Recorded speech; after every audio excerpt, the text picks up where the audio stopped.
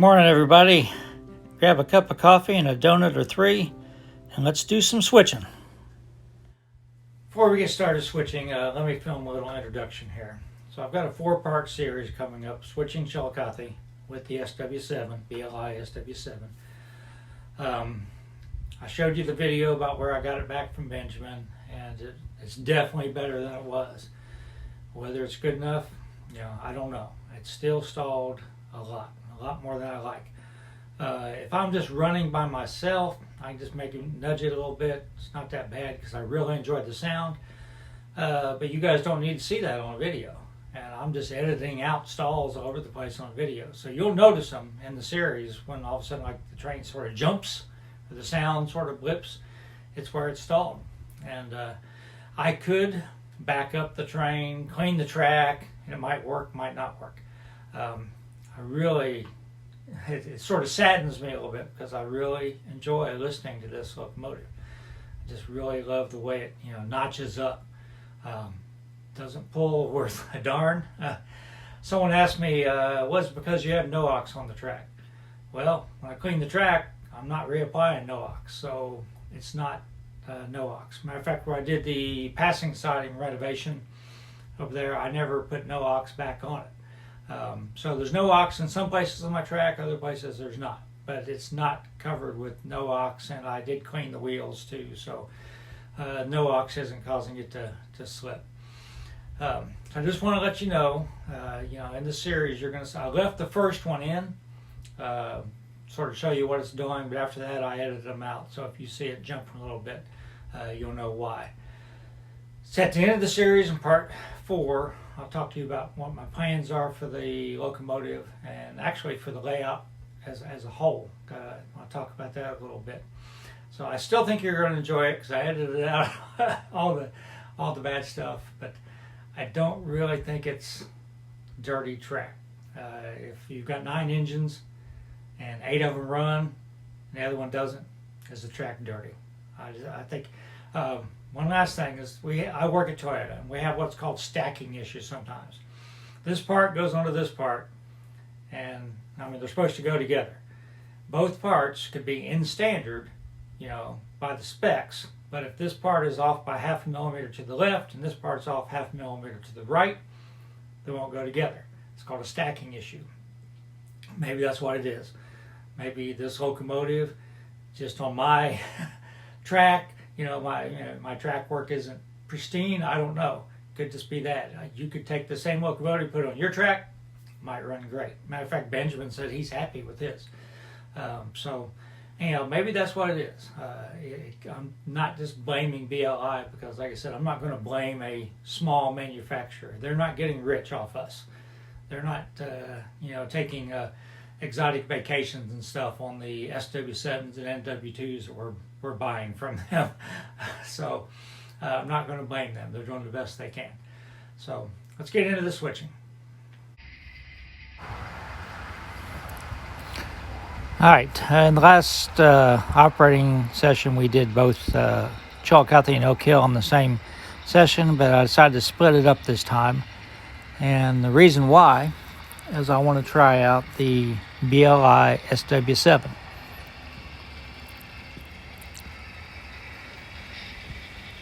So as you saw in the video I posted Monday, I've been testing it, running it back and forth. It does seem to be, I hate to say dirty track, because dirty track makes it seem like I'm not taking care of the railroad. It stalls on track that the Atlas engines don't stall on. And I'll just leave it at that. When I clean the track, it does better. But whether that's dirty track, I don't know. So first thing we have to do, as I talked about Monday, is I had to split the train into 2 halves because this engine would not pull all 7 cars. So this time I just have the switch union spring and wherever. Then I'll go back to the yard and I'll do part 2 of this in actually part 3 of this in the other 4 cars. So I'm going to switch union spring first.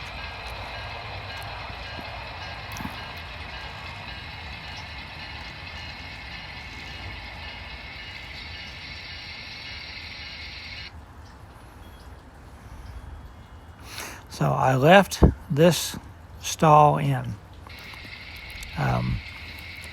Again, I switched the same area with the GP40 a week ago with no issues at all.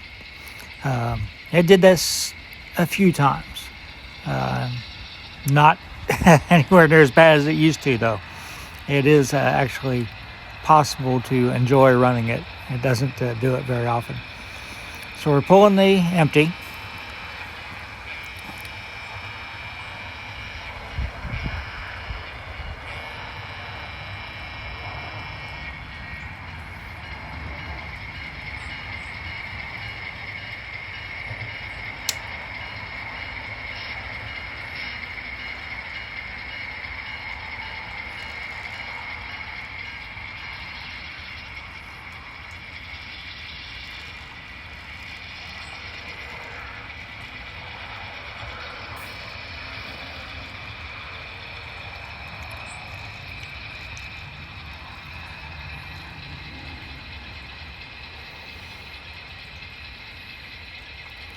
So we'll just leave the empty here while we push the full one in.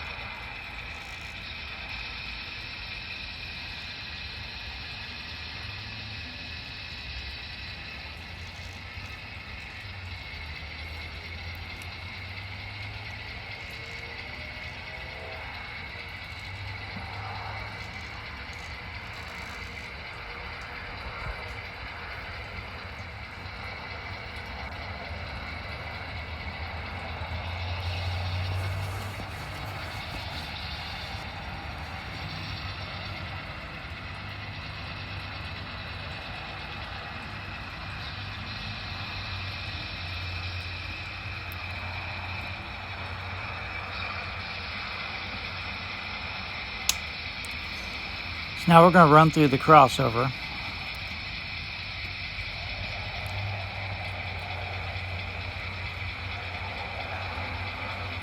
So the work I have to do at wherever is I have to swap out these plastic covered hoppers in spot 3. Oh, that's right, I forgot. The Oak Hill train's running through. So we're waiting for the Oak Hill turn to come through, my GP7.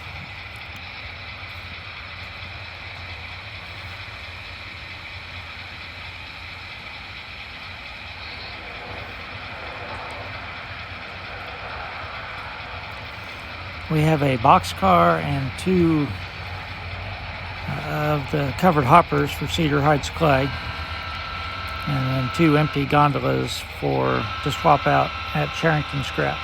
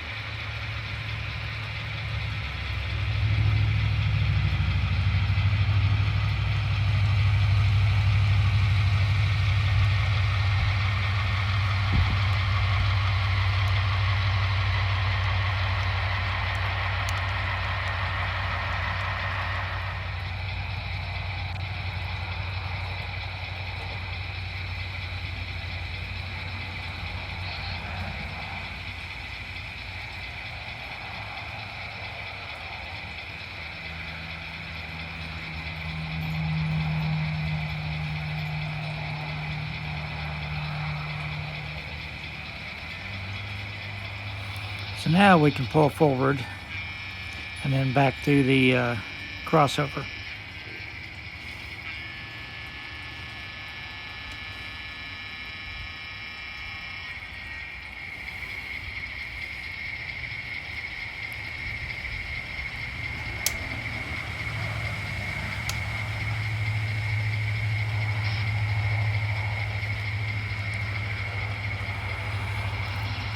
This is going to be a fairly short video here in part one,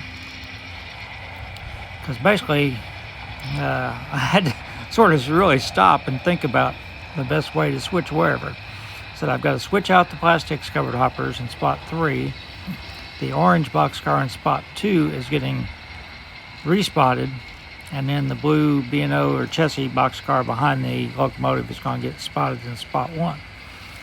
And I really had to pause and think, what's the best way to do this? So I'm going to pull forward here, and I'm going to stop, and that's going to be the end of this video, and we'll pick up in part 2. So hope everybody stays safe and stays warm. Here in Kentucky it's about 35 degrees. so I will post part 2 later in the week. So